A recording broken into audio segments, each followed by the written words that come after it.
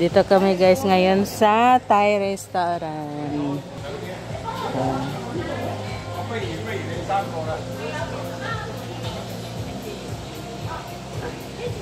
Yan yung view guys dito sa Anantara Resort.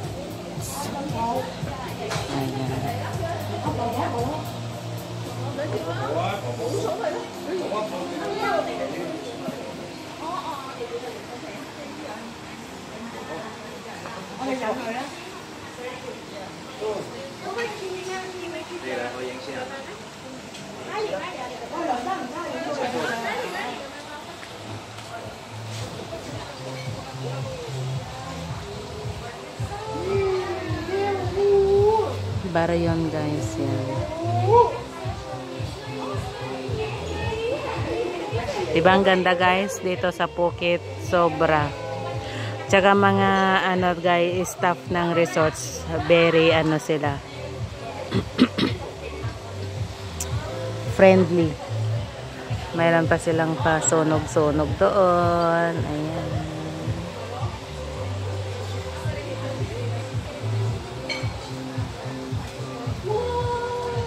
Ayan sila mama, sila sila amo ko.